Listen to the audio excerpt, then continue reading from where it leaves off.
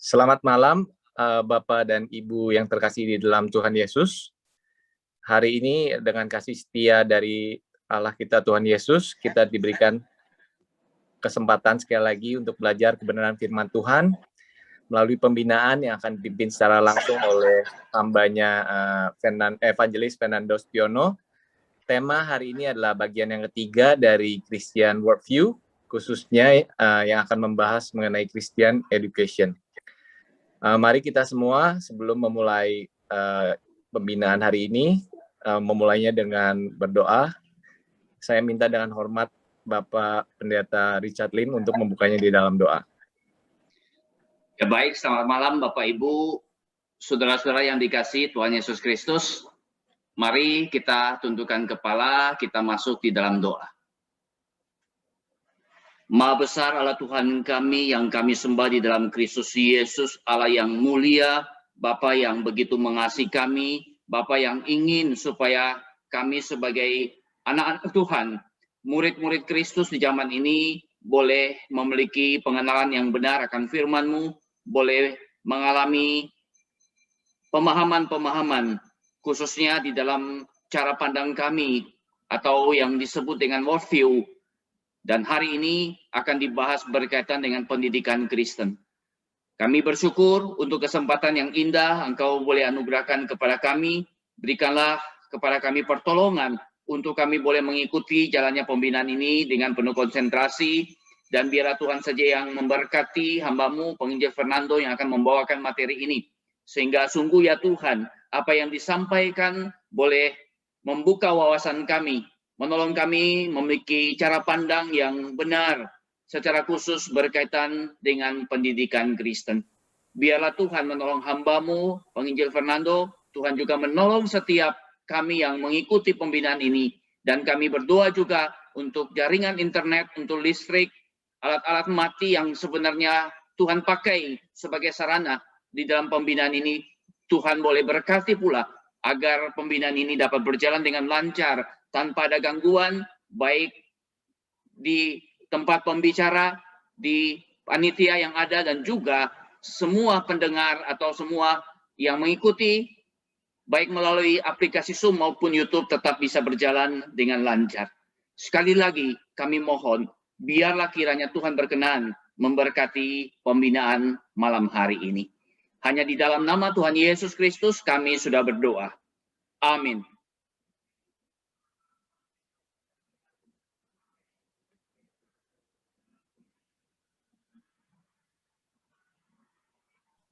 Kami persilakan Pak Fernando untuk segera memulai pembinaan hari ini. Terima kasih.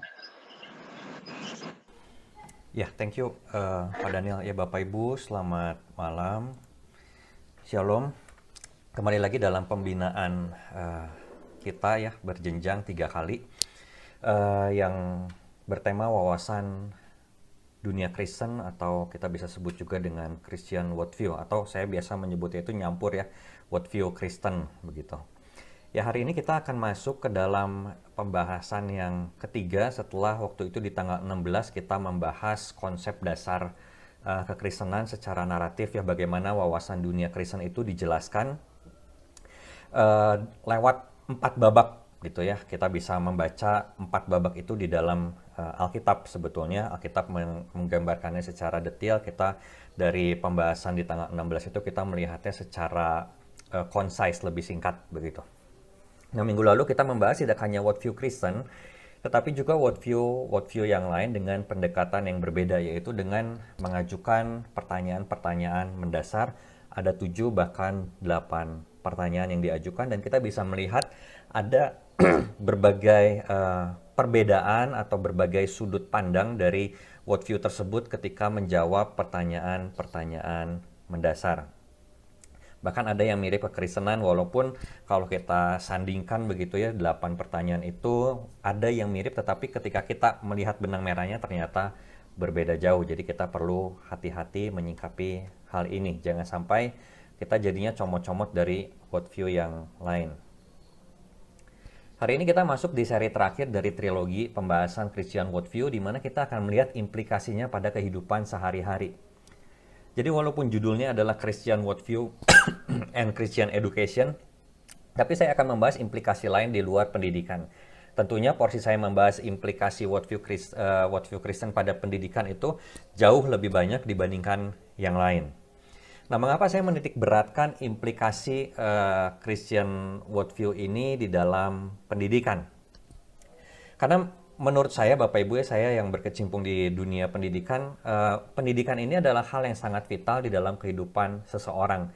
Dan akibatnya sangat fatal ketika kita mengabaikannya, begitu ya. Nah, berbicara mengenai pendidikan Kristen, maka setidak-tidaknya ada dua pemahaman yang perlu kita ketahui bersama supaya kita punya common ground. Jadi, nyambung apa yang saya bicarain dengan apa yang Bapak Ibu pikirkan atau nanti apa yang Bapak Ibu terima, begitu ya. Christian education ini sangat luas, karena itu kita perlu lihat, saya membaginya ke dalam dua pemahaman.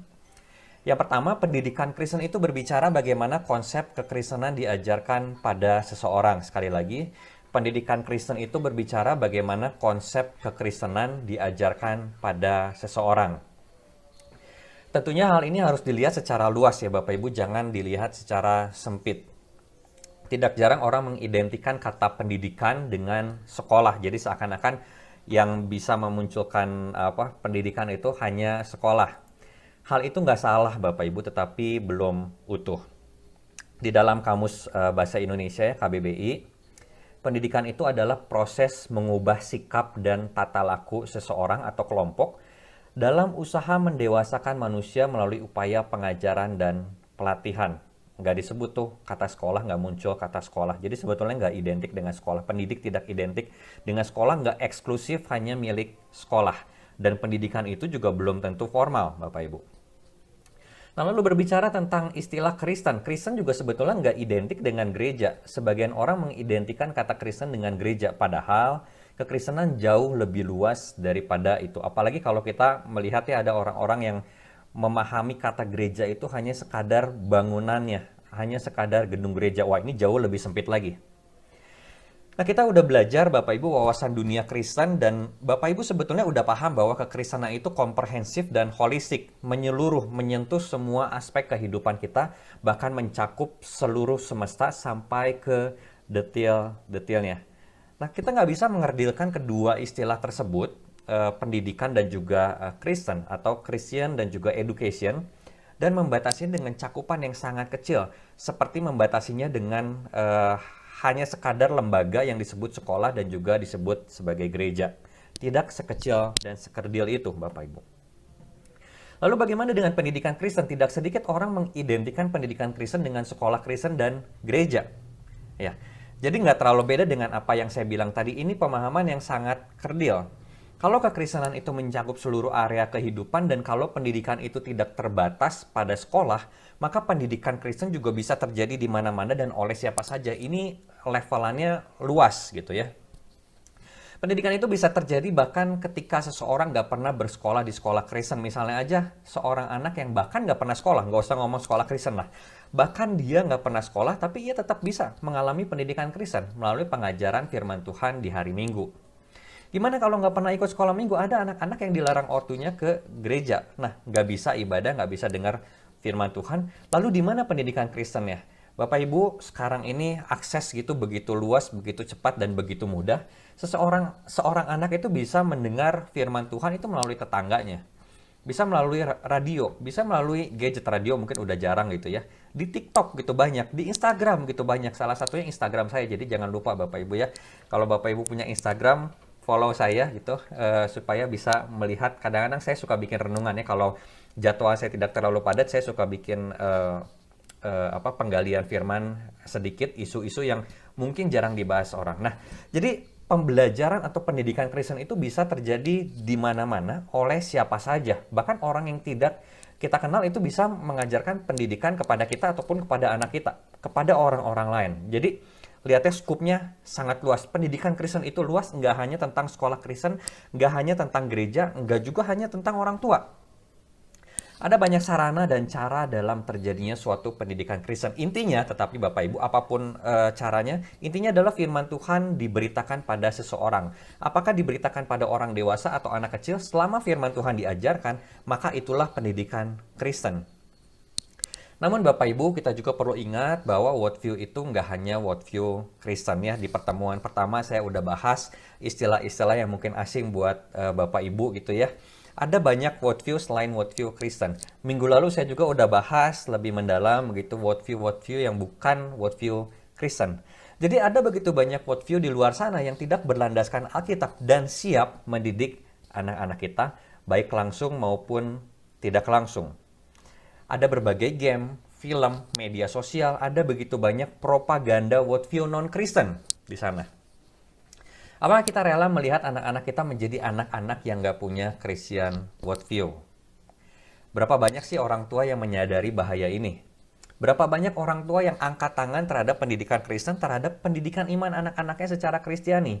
Mungkin lebih tepatnya Bapak Ibu ya, kalau saya bilangnya bukan angkat tangan, melainkan lepas tangan ya, mungkin 11-12 begitu. Cuman bagi saya itu istilah lepas tangan itu kok kayaknya lebih kurang bertanggung jawab begitu ya. Padahal apa Bapak Ibu? Padahal pendidikan Kristen itu bukan pilihan bagi orang percaya, tapi ini adalah suatu perintah. Ini bukan opsi. Kita bisa melihat dalam Ulangan pasal 6, Yosua pasal 1 ayat 8, di kitab Amsal itu beberapa kali disebutkan di sana, Matius 28, 1 Timotius pasal 4 ayat 11, itu dikatakan tentang pendidikan Kristen. Tetapi realitanya seperti apa? Ternyata tidak semua orang tua mau berperan di dalam pendidikan dan pertumbuhan iman anaknya. Padahal di dalam Ulangan 6 ayat 6-7 udah sangat jelas. Saya bacakan bagi Bapak Ibu semua Ulangan 6 ayat 6-7. Apa yang kuperintahkan padamu pada hari ini haruslah engkau perhatikan, haruslah engkau mengajarkannya berulang-ulang kepada anak-anakmu, dan membicarakannya apabila engkau duduk di rumahmu, apabila engkau sedang dalam perjalanan, apabila engkau berbaring, dan apabila engkau bangun. Jadi itulah tugas dari orang tua, terlibat aktif sepanjang hari mengajarkan anaknya iman Kristiani. Bukan sebaliknya, malah nggak peduli akan iman dari anaknya, akan pendidikan Kristiani yang diterima atau tidak diterima oleh anaknya. Nah, orang tualah ujung tombak pendidikan Kristen bagi anak-anaknya. Bapak Ibu, kita bisa lihat di Amsal 29, Efesus pasal 6, ada begitu banyak bagian firman Tuhan yang menerangkan bahwa pendidikan Kristen itu penting, diperintahkan oleh Allah, dan ini adalah tugas para orang tua. Karena itu adalah salah kalau kita bilang kita nggak sanggup, bahkan sangat parah. Kalau kita adalah orang tua yang lepas tangan dari pendidikan iman anak-anak kita dan melemparkan tanggung jawab itu pada gereja dan sekolah Kristen. Tuhan memberi kita akal budi Bapak Ibu ya. Tidak menggunakannya secara benar adalah dosa. Tidak melihat bahwa akal budi kita itu mumpuni untuk mendidik anak-anak kita menyoal iman, itu juga dosa. Kita bilang kita nggak sanggup, padahal sebetulnya sanggup. Kenapa? Karena Tuhan pasti kasih kesanggupan, pastinya dalam porsi tertentu Bapak Ibu ya. Cuma kitanya aja suka malas, para orang tua itu suka malas. Nggak mau tahu, nggak peduli, nggak mau belajar, karena udah ada gereja dan sekolah Kristen yang ajarin. Nah, pemahaman ini adalah pemahaman yang keliru. Akal budi yang Tuhan beri pada kita, kita menilainya secara rendah. Seakan-akan, Tuhan nggak cukup nih akal budi yang kamu kasih nih. Kurang nih, saya nggak sanggup untuk mengajari anak saya iman kekristenan. Nah, ketika kita melihat akal budi kita itu rendah, berarti kita juga sedang merendahkan pemberinya secara tidak langsung, yaitu Allah. Itu juga dosa. Kita udah belajar Christian worldview, pelajaran mendasar kekristenan, suatu pemaparan akan iman Kristen yang komprehensif, walaupun tidak mendetail. Nah, saya percaya Bapak Ibu bisa memahami intisarinya. Intisari kekristenan itu kurang lebih seperti itu. Kita bisa melihat narasinya Allah akan semesta ini. Nah, mengajarkan akan konsep seperti itu adalah bagian dari pendidikan Kristen. Nggak perlu sesuatu yang formal, tapi pendidikan Kristen itu dilakukan bisa di mana saja. Tapi balik lagi Bapak Ibu, kalau kita nggak belajar ya gimana kita bisa ngajarin orang lain dan kita bisa terlibat di dalam pendidikan Kristen. Kalau Bapak Ibu adalah orang tua dan mengaku diri sebagai orang tua Kristen tapi nggak mau emban tanggung jawab pendidikan, maka siap-siaplah anak-anak Bapak Ibu itu dimuridkan, dididik oleh dunia dengan berbagai worldview yang ada. Jadi sekali lagi, pendidikan Kristen di dalam pemahaman yang pertama itu adalah sebuah pendidikan yang cakupannya luas dan intinya adalah pemberitaan firman Tuhan atau pengajaran Alkitab kepada seseorang. Itu Christian education, pemahaman yang pertama. Yang kedua, Bapak Ibu, pendidikan Kristen adalah cara pandang Kristiani terhadap pendidikan. Kenapa sih orang Kristen harus menempuh pendidikan? Apa tujuan orang Kristen mengenyam pendidikan? Hal-hal seperti itulah yang akan kita lihat bersama menggunakan kacamata Alkitab atau menggunakan wawasan dunia Kristen. Saya bisa bilang bahwa ini adalah implikasi praktis dari kita belajar Christian worldview. Mengapa? Karena kita akan berlatih melihat sesuatu dari sudut pandang Kristiani. Kita berpikir menggunakan kerangka pikir Alkitab. Kita melihat dunia ini dari kacamata kekristenan, bukan kacamata campuran terhadap pendidikan secara khusus. Ada banyak hal yang harus kita pikirkan kembali tentang pendidikan, karena jangan-jangan kita melihat secara tidak Kristiani, alias kita melihat hal itu, kita melihat pendidikan dengan kerangka pikir bukan Kristen. Saya jadi ingat Bapak Ibu ya, bertahun-tahun yang lalu, bahkan mungkin lebih dari 10 tahun yang lalu ya, saya nggak tahu barang ini masih dimiliki, masih dipegang nggak oleh mama saya gitu ya. Saya tuh pernah lihat kacamata mama saya, dan waktu itu saya rada aneh gitu ya, bingung kenapa ini kacamata ketika saya goyang-goyangin begitu kok kayaknya ada lensa, ada dua lensa di dalam satu frame itu. Ada bagian yang kok yang tampaknya beda nih, alurnya tuh beda gitu ya. Kalau yang bagian besarnya itu polos, tapi ada bagian tuh yang kayak lebih density-nya tuh lebih tinggi begitu ya, lebih padat, kayak lebih buram gitu kelihatannya. Jadi saya tanya, "Ma, ini kacamata kok aneh ya? Ini kacamata apa sih?" Oh, ternyata dia menjelaskan.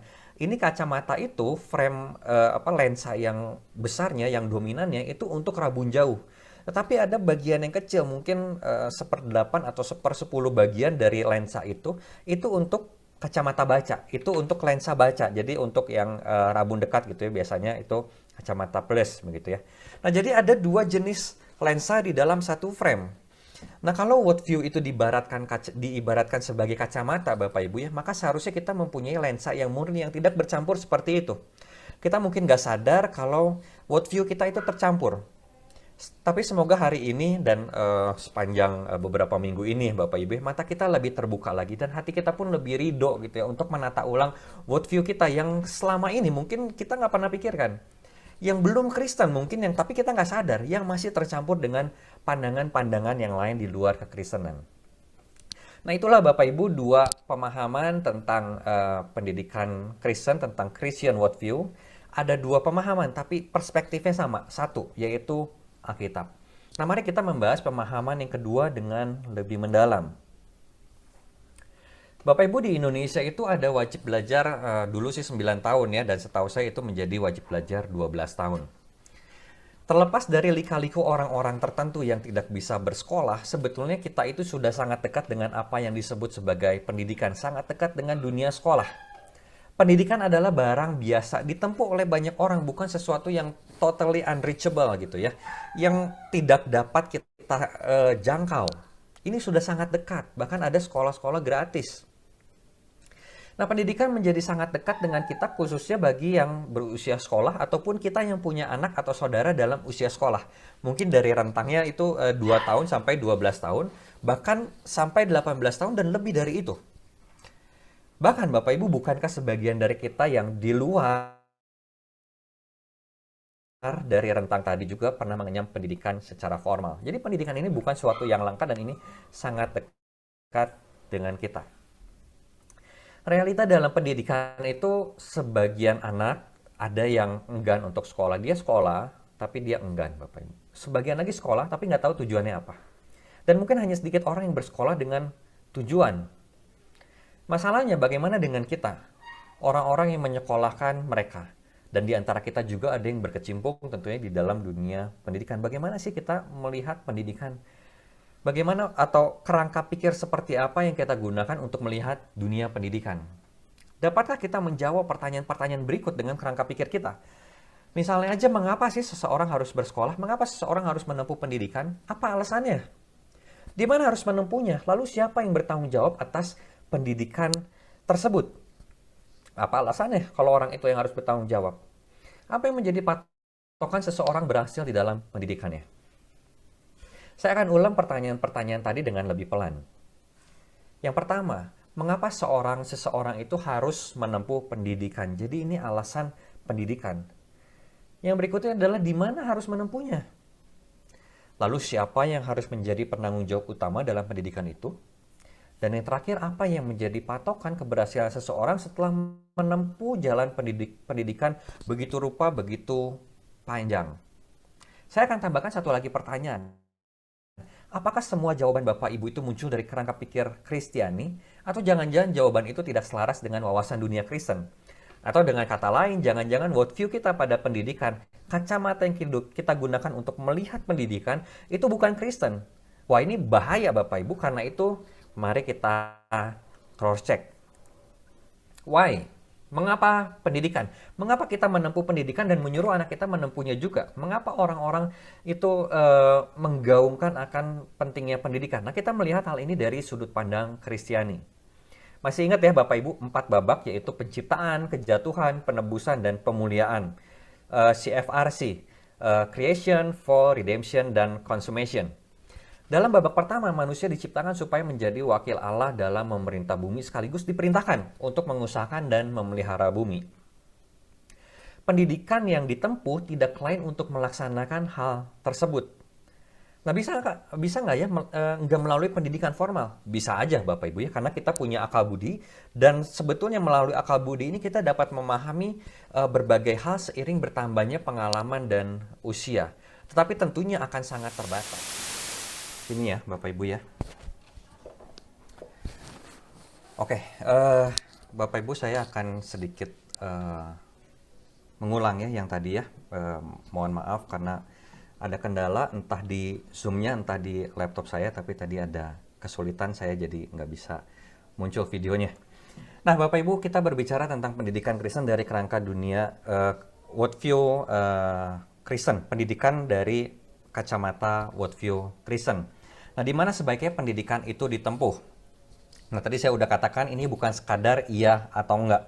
Kenapa? Karena faktanya di sekolah-sekolah non-Kristen ternyata itu ada juga jiwa-jiwa yang dimenangkan. Dan mereka menjadi orang-orang percaya yang militan, suatu hasil yang tidak selalu ditemukan di sekolah berlabel Kristen. Nah, di sekolah-sekolah non-Kristen itu juga ternyata ada kelompok kecil yang sangat bertumbuh. Ada para church begitu ya, yang mengambil bagian di dalam sekolah-sekolah yang berlabel non-Kristen. Nah, disitulah terjadi mentoring, ada kakak rohani, ada komunitas rohani. Kecil tapi menggigit. Ini seperti cengek ya Bapak Ibu ya. Kecil-kecil cabai rawit. Semoga Bapak Ibu nggak salah ingat kalau yang saya bilang itu kecil-kecil cabai rawit, bukan tua-tua keladi makin tua makin jadi. Nah, di sisi lain Bapak Ibu, ada anak-anak yang dibesarkan dalam atmosfer pendidikan yang baik di rumah. Tidak ada salahnya sebetulnya membiarkannya terjun di lingkungan multikultur dan ada pluralitas. Bahkan ketika ia menjadi minoritas di dalam komunitas tersebut. Tapi sekali lagi ya Bapak Ibu, ini bukan situasi yang bukan, ya bisa dibilang bukan situasi black and white gitu ya. Bukan situasi iya atau enggak, boleh atau enggak, tetapi tiap orang tua, tiap keluarga punya situasi dan pertimbangan masing-masing, bisa menilai sendiri ini anaknya siap atau enggak ya untuk terjun di dalam lingkungan yang seperti itu. Dan di dalam kedaulatan Tuhan kita percaya bahwa ada hal-hal yang bisa terjadi di luar berbagai pertimbangan kita. Misalnya aja ada orang-orang yang kita anggap, oh kalau sekolah hamba Tuhan, sekolah pendeta itu pastilah dia itu imannya kokoh, imannya itu kuat. Tapi ada orang-orang yang malah menjadi ateis di sekolah teologi Kristen. Ada orang-orang, anak-anak siswa-siswi yang bersekolah di sekolah Kristen, malah menjadi membenci kekristenan, malah berpindah imannya. Ya, jadi ada berbagai hal yang mungkin berada di luar pertimbangan kita, begitu. Nah, berbicara tentang sekolah Kristen, Bapak Ibu, pernah nggak ya Bapak Ibu memikirkan sekolah Kristen itu lalu bertanya, selain pendidikan agama Kristen dan kebaktian, apa yang membedakan sekolah Kristen dengan sekolah non-Kristen? Apakah mata pelajaran yang diajarkan berpusat pada Allah? Apakah cara mendisiplin siswanya berlandaskan dengan firman? Apakah tindakan sikap dan tutur kata guru mencerminkan Kristus atau tidak? Kemana siswa-siswa diarahkan ketika akan memilih jurusan kuliah? Apakah sekedar minat, karir, keuangan, atau malah untuk kemuliaan Tuhan? Bahkan kita juga bisa mempertanyakan tentang pelajaran agama Kristen dan ibadah yang dilakukan di sekolah-sekolah Kristen. Apakah yang diajarkan itu hanya pendidikan moral, hanya budi pekerti dan humanisme, atau sebenarnya kita sedang mengajarkan Kristus, pelajaran yang berpusat pada Kristus, pendisiplinan yang berpusat pada Kristus. Jadi sekali lagi Bapak Ibu, semoga ini bisa menjadi perenungan kita bersama begitu ya. Apalagi kita yang berkecimpung di dalam dunia pendidikan dan secara khusus pendidikan Kristen, sekolah Kristen. Jadi pertanyaan yang perlu kita renungkan terus adalah, selain pendidikan agama Kristen, selain pelajaran agama Kristen dan kebaktian, apa yang membedakan sekolah Kristen dengan sekolah Kristen? Kalau cara mendisiplinnya itu tidak berbeda dengan sekolah yang lain, tujuan mendisiplinnya tidak berbeda dengan sekolah non-Kristen, lalu apa yang membedakan kita? Kalau cuma PAK dan kebaktian, sekolah non-Kristen pun mungkin bisa mengadakannya. Karena itu hanya sekedar ritual. Itu tidak muncul dari dalam hati, itu tidak menjadi esensi dari sekolah itu. Nah, tidak semua sekolah Kristen memahami dan menjalani arah yang benar dalam pendidikan. Karena itu Bapak Ibu, carilah sekolah Kristen yang memang benar-benar Kristen, yang mengutamakan Kristus dalam semua aspek pendidikannya, serta yang menjalankan pendidikannya dengan landasan wawasan dunia Kristen. Terintegrasi antara teologi dengan pendidikan. Ketika dia belajar matematika, lalu apa kaitannya matematika dengan iman? Ketika dia belajar biologi, dia belajar geografi, sosiologi, apa kaitannya dengan iman Kristen? Apa kaitannya dengan teologi? Nah, carilah sekolah-sekolah yang mengintegrasikan hal tersebut, karena disitulah wawasan dunia Kristen itu terus diasah, terus menjadi kerangka pikirnya, atau dalam tanda kutip dipaksakan gitu ya, menjadi kerangka pikirnya dari anak-anak yang sekolah di sana.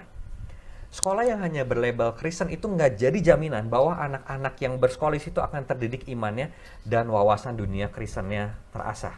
Karena itu Bapak Ibu, jangan asal pilih sekolah, pertimbangkan secara matang.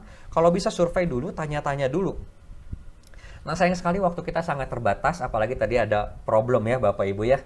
Ada problem laptop dan jaringan, jadi saya nggak punya cukup waktu membahas natur pendidikan Kristen. Mungkin kapan-kapan kalau ada kesempatan, karena saya perlu satu sesi khusus untuk membahasnya ini. Kita lanjut ke bagian berikutnya. Siapa yang memegang tanggung jawab? Nah, dalam hal pendidikan di sekolah, tentunya kepala sekolah dan para guru. Karena itu tidaklah salah ketika kita mencari informasi seputar pengajar di suatu sekolah. Apakah takut Tuhan dan kredibel, dapat diandalkan atau enggak? Tentu saja ya Bapak Ibu, tidak mudah menemukan sekolah yang ideal di mana semua pengajar itu 100% kredibel. Mungkin ada sekolah yang seperti itu, walaupun saya belum menemukan begitu ya. Tapi tampaknya jarang. Timbang-timbanglah dengan baik, karena kalau pimpinan sekolah itu takut akan Tuhan, kita nggak usah ngomongin gurunya dulu lah. Ngomongin kepala sekolahnya, kalau pimpinannya takut akan Tuhan, kalau yayasan yang berada di atasnya takut akan Tuhan, mampu memimpin secara Kristiani, dan itu nanti terjewantahkan di dalam seluruh aspek pendidikan di sekolah, maka kita bisa tenang Bapak Ibu. Walaupun sekali lagi belum tentu semua gurunya itu dapat diandalkan atau mempunyai wawasan dunia Kristen yang sangat sharp begitu ya. Tapi setidak-tidaknya pemimpinnya itu begitu. Namun Bapak Ibu jangan salah sangka, saya balik sedikit ke pemahaman pendidikan yang pertama tadi yang sebelumnya. Bahwa orang tua ini menjadi sentral dari pendidikan Kristen, dari pendidikan iman anak-anaknya. Jadi ketika kita sudah menyekolahkan anak di sekolah Kristen, kita udah tahu ini sekolah Kristen yang baik, guru-gurunya baik, pemimpinnya baik, semua sistemnya baik, orang tua tetap tidak bisa tidak berperan. Saya ulangi, orang tua tetap tidak bisa tidak berperan. Jadi artinya apa? Artinya harus tetap berperan. Karena orang tua adalah pihak sentral untuk pendidikan iman anak-anaknya. Kita nggak bisa memindahkan tanggung jawab kita kepada sekolah, melainkan kita harusnya bergandengan tangan dengan sekolah di dalam pendidikan anak-anak kita. Kita kontrol apa sih yang diajarkan di sekolah. Ketika kita melihat anak kita ini, jadi bimbang imannya, kenapa ya? Kita bisa cross-check ke sekolah ini, di dalam mata pelajaran ini, kenapa ada pembahasan tentang ini. Nah, ini masalah komunikasi kita dengan anak juga, ini muncul di sini begitu ya. Ini menjadi sangat luas Bapak Ibu, saya tidak akan bahas. Tapi kita bisa melihat bahwa ternyata ada urgensi komunikasi antara kita dengan anak, antara kita dengan sekolah, antara sekolah dengan anak. Ini hal-hal ini tuh nggak bisa kita putuskan, seakan-akan pendidikan anak itu hanyalah tugasnya sekolah dan kita nggak perlu ngurusin apa-apa lagi lah dengan sekolah, kita udah bayar kok. Nah, ini juga saya jadi pengen meluas lagi Bapak Ibu yang membahas ini. Ketika ada orang tua yang membayar uang sekolah atau uang pembangunan ke sekolah, Ada orang-orang tua itu yang berpikiran seperti halnya dia buying something gitu ya, bukan bekerja sama. Seakan-akan dia yang menggaji, karena pernah ada statement dari seorang anak di dalam sebuah sekolah Kristen begitu ya. Anak ini bilang, ketika dia ditegur oleh gurunya, anak ini tuh bilang, "Ibu nggak bisa gitu aja negor saya. Yang ngegaji ibu papa saya kok." Wah, bapak ibu, ini adalah suatu paradigma yang kacau sekali. Bahkan gak hanya itu, ada juga orang tua yang berani berargumentasi dengan kepala sekolah, berani berargumentasi dengan guru-guru di sekolah dan bilang, yang gaji kamu itu adalah saya. Nah, ini konsep yang salah Bapak Ibu ya. Ini jangan sampai Bapak Ibu punya pemikiran seperti itu. Ini prinsipnya adalah take and give. Kita bekerja sama. Kamu ada dana, saya ada jasa, saya ada pengalaman, saya ada pengetahuan yang bisa di-sharekan, saya punya sistem, saya punya bangunan dan lain-lain, saya punya legalitas begitu. Itu dari pihak sekolah. Nah, kita membayar sejumlah uang ke sekolah itu tidak mengartikan kita sedang menggaji guru-gurunya. Walaupun memang bisa dibilang gaji guru-guru itu diambil dari uang-uang sekolah, tetapi tidak berarti orang tua yang menggaji guru. Yang menggaji guru siapa? Orang tua yang menggaji guru adalah pihak sekolah. Sekolah dapat uangnya dari mana? Dari orang tua. Tapi sekali lagi bukan orang tua yang menggaji guru. Nah, konsep-konsep seperti ini itu adalah konsep-konsep yang tidak baik. Bahkan jangankan kita berbicara di dalam ranah Kristiani Bapak Ibu ya. Kita berbicara di ranah pendidikan umum yang non-Kristiani aja sebetulnya. Kita bisa melihat bahwa ini adalah konsep yang keliru. Logikanya aja salah begitu. Jadi kita perlu hati-hati, jangan lupa kita adalah orang-orang tua. Kalau kita menyekolahkan anak-anak kita di sekolah tertentu, kita ini menjadi partner. Kita bekerja sama dengan sekolah. Sekolah itu bukan pengganti kita. Tidak bisa peran kita digantikan oleh siapapun. Dan sekolah pun juga tidak boleh memiliki paradigma yang terbalik seakan-akan, oh iyalah orang tuanya lepas tangan dari dia karena itu sekolah berusaha menjadi papanya, sekolah berusaha menjadi mamanya. Wah, 24 jam anak itu perlu apa? Selalu disediakan begitu ya. Nggak bisa begitu juga Bapak Ibu ya. Ada batasan-batasannya sebagai sekolah, tapi kita perlu mengingat kembali tugas utama itu terletak di bahu orang tua. Jadi ingat, walaupun sekolah itu adalah sekolah yang sangat baik, pendidikan Kristennya itu menyentuh semua aspek pendidikan di dalam sekolah itu, ingat selalu bahwa sekolah adalah partner, bukan pengganti orang tua. Terakhir Bapak Ibu, what? Apa yang menjadi patokan keberhasilan seorang anak dalam pendidikan yang ditempuhnya? Wawasan dunia bukan Kristen mengukur keberhasilan seseorang dari namanya, terkenal atau enggak orang tersebut ya.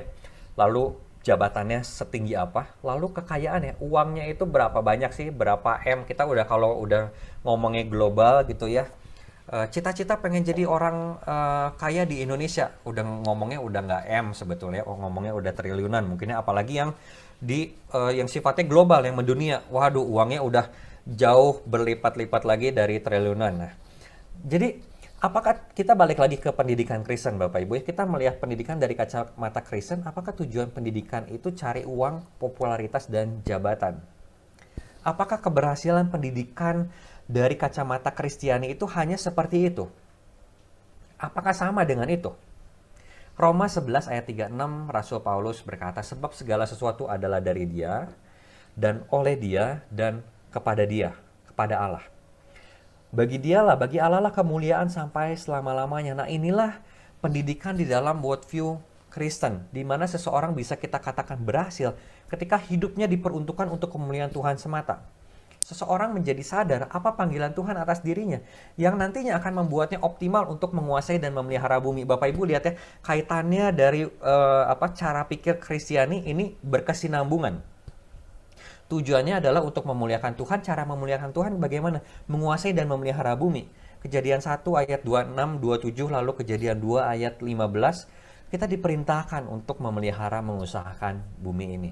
Pendidikan adalah sarana kita untuk bisa mengerjakan bagian yang Tuhan telah perintahkan kepada kita itu dengan lebih optimal lagi. Jangan arahkan anak kita Bapak Ibu ya, atau orang-orang di sekeliling kita itu menjadi apa yang kita mau. Ada kan ya orang tua itu yang misalnya aja dia nggak kesampaian jadi dokter, nanti anak itu dipaksa jadi dokter, gitu. Dia berargumentasi, oh jadi dokter itu adalah pekerjaan yang mulia, wah nanti sekali periksa itu 200.000, 300.000 gitu ya, wah jadi dokter mah gampang, tanda tangan resep mungkin juga bisa dapat duit, wah gini. Wah padahal itu bukan panggilan Tuhan untuknya. Jadi ini perlu kita pikirkan kembali Bapak Ibu, apalagi kita sebagai orang-orang tua dan kita melihat pendidikan dari kacamata Kristen. Betul nggak ya pendidikan yang kita pikirkan itu yang mau kita suruh anak-anak kita itu jalani itu Alkitabiah, itu sesuai dengan konsep atau pola pikir Kristiani. Nah, ada orang tua yang ngerasa lebih hebat dari Tuhan. Ada yang ngerasa pasti tahu apa yang terbaik untuk anaknya dan memilihkan profesi anaknya itu sebagai arsitek misalnya. Nah, ini bukan cara kita berpikir dan bertindak menggunakan wawasan dunia Kristen, Bapak Ibu ya. Di dalam kerangka pikir Kristiani, kita harus bergumul, tanya Tuhan, apa sih yang Tuhan mau? Kita doakan. Nah, kita juga bisa minta hal konkret itu, misalnya masukan dari kakak atau pembina rohani, dari rekan-rekan di dalam komunitas Kristen. Jadi bukan memilih jurusan atau profesi itu cuma sekedar duitnya banyak, wah nanti bisa terkenal, tanpa ada pemikiran-pemikiran Kristiani. Nah, itu bukan pendidikan Kristen, Bapak Ibu. Pendidikan Kristen pasti menyangkut pautkan semua pilihan, jurusan, profesi, cita-cita, masa depan, semuanya berkaitan dengan apa yang difirmankan di dalam Alkitab. Bukan demi uang, tapi demi misi yang diberikan Tuhan pada kita. Tentunya profesi yang menjadi opsi itu bukan tindakan dosa seperti merampok gitu Bapak Ibu ya, menjadi begal, menjadi pembunuh bayaran, pencuri dan yang lain ya, bukan seperti itu. Tentunya Bapak Ibu pasti sudah paham akan hal ini. Jadi Bapak Ibu profesinya bisa beragam, mulai dari dokter, arsitek, guru, akuntan, atau hamba Tuhan dalam artian yang bekerja dalam pelayanan firman penuh waktu seperti saya. Nah, jadi kalau apapun makanannya itu, minumnya itu teh botol apa gitu Bapak Ibu ya, disensor ya. Apapun makanannya, minumannya, teh botol itu, maka apapun profesinya, kemuliaan hanya bagi Tuhan. Inilah konteks kita, cara kita berpikir, kerangka kita berpikir. Bukan kemuliaan kita, tapi kemuliaan Tuhan. Nah, ingat babak keempat dari worldview yang kita pelajari dari pendekatan naratif gitu ya, bahwa di dalam keselama-lamaan, di dalam nanti kehidupan kekal, kita hidup bersama dengan Tuhan hanya untuk memuliakan dan menikmati Tuhan selama-lamanya. Inilah pendidikan dari perspektif kekristenan. Nah, Bapak Ibu melihat semua pemaparan ini gitu ya, apakah pendidikan sekarang terasa berbeda menurut Bapak Ibu? Dulu kok begini, sekarang kok ini yang dipaparin kok kayaknya beda nih. Ini kayaknya nggak sama konsep pendidikan yang selama ini saya pikirkan. Nah, kalau demikian berarti selama ini Bapak Ibu memahami pendidikan tidak secara Kristiani. Jadi saya harapkan Bapak Ibu udah melihat bagaimana worldview Kristen ini seharusnya memengaruhi kehidupan kita. Ya, dan juga kita sudah bisa melihat semakin jelas gitu, semakin praktis kita bisa melihat apa ya, atau bagaimana cara menggunakan kacamata kekristenan ini. Jadi udah nggak ngambang-ngambang lagi. Kalau pertemuan pertama dan kedua itu semua sifatnya itu deskriptif, analytical gitu ya. Kalau ini sangat praktis, ini implementasinya seperti apa. Pendidikan Kristen ini hal yang sangat penting bagi kita dan bagi anak-anak kita. Jangan menyepelekannya, jangan terus pakai pola pikir yang lama yang enggak Kristiani. Bapak Ibu, saya masih punya sekitar 15 menitan ya, saya masih bisa membahas hal-hal ini. Kita sudah lihat tadi bagaimana kita memandang pendidikan menggunakan wawasan dunia Kristen. Ada dua pemahaman dan di sana dua-duanya adalah bagaimana kita memahami akan pendidikan Kristen. Nah, saya juga dulu pernah menjelaskan ya, saya lupa di minggu lalu atau di 2 minggu yang lalu, bagaimana memahami pekerjaan atau profesi kita dalam kaitannya dengan wawasan dunia Kristen. Nah, yang berikutnya saya pengen membahas tentang sex and marriage, lalu culture, lalu yang terakhir adalah church. Begitu, singkat aja Bapak Ibu ya. Bagaimana seks dan pernikahan di dalam wawasan dunia Kristen? Ini udah sangat praktis. Di dalam wawasan dunia Kristen, seks itu kudus Bapak Ibu, bukan porno. Kalau kita dengar kata seks dan itu tendensinya itu ke arah pornografi, sebetulnya kita telah memahami seks secara keliru. Karena mulanya ketika Allah menciptakan seks, seks ini pemahamannya ada banyak ya. Ada dalam artian jenis kelamin, ada artiannya mengenai hubungan suami istri. Tapi kesemuanya itu di dalam kesemula-mulaannya itu adalah kudus. Masuknya dosa ke dalam dunia ini atau manusia yang tercemari oleh dosa itu yang membuat paradigma kita tentang seks itu bergeser dari yang kudus tadi. Membuat seks menjadi hal yang porno karena ada berbagai penyimpangan dan kesalahan dalam memaknainya. Seks yang tadinya untuk pleasure manusia, untuk bagian dari berkat Tuhan atas manusia, dan menggenapi tugas dari Allah untuk memenuhi dan menaklukkan bumi, berkembang biak begitu ya, beranak cucu, malah akhirnya menjadi ilah bagi manusia, maka malah diagungkan sedemikian tinggi menjadi tujuan hidup kita. Nah itu pemikiran yang keliru tentang seks ini, penyimpangan akan pemaknaan seks dan marriage yang tidak alkitabiah. Dan sebabnya apa? Sebabnya karena kemerosotan akal budi kita akibat dosa. Lalu tentang pernikahan, satu laki-laki dengan satu perempuan akhirnya menyimpang. Kenapa? Karena dosa. Sekarang laki-laki dengan laki-laki juga ada yang dianggap normal. Poliandri dan poligini juga ada yang dianggap normal. Padahal seharusnya nggak demikian. Bahkan Bapak Ibu, kalau Bapak Ibu pernah, saya di Instagram saya gitu ya, di searchingnya, di fitur searchingnya, itu ada orang yang, seorang perempuan itu menikahi dirinya sendiri. Lalu ketika dirinya sendiri yang dia nikahi itu berselingkuh, ini mungkin Bapak Ibu pusing ya, diri sendiri yang dia nikahi itu berselingkuh, dia menggugat cerai kepada dirinya sendiri. Bapak Ibu, ini kekacauan pemikiran yang sangat kacau begitu ya. Ini kacaunya entah kuadrat, entah pangkat 4, entah bagaimana, sangat kacau. Jadi berbagai hal yang tadinya indah, yang sangat baik, seperti yang Kejadian 1 ayat 31 nyatakan, bahwa Allah mengatakan semuanya yang dia ciptakan itu sungguh amat baik, menjadi rusak karena dosa telah masuk ke dalam dunia yang indah ini. Relasi yang indah dalam pernikahan juga menjadi rusak karena dosa. Kita bisa ingat kembali Adam dan Hawa. Ya, ketika Adam melihat Hawa, istrinya ini pertama kali sebelum mereka jatuh dalam dosa, Adam mengatakan atau berpuisi, ada yang hamba Tuhan mengatakan demikian ya, inilah tulang dari tulangku. Waduh, ini artinya kita ini mate gitu ya, kita ini pasangan, kita ini menyatu begitu, soulmate lah. Tapi pada akhirnya Adam menuduh Hawa sebagai penyebab pelanggarannya akan hukum Tuhan, sebagai penyebab dosa yang dilakukannya. Jadi dosa merusak segala sesuatu, ya pemahaman, ya relasi, dan sebagainya. Namun Bapak Ibu, karya Kristus dalam penebusan memberikan pengharapan, baik suami maupun istri dituntun untuk hidup di dalam relasi seperti sedia kala.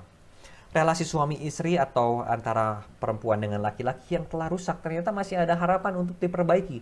Karena penebusan Kristus yang membuat kita menjadi manusia-manusia baru.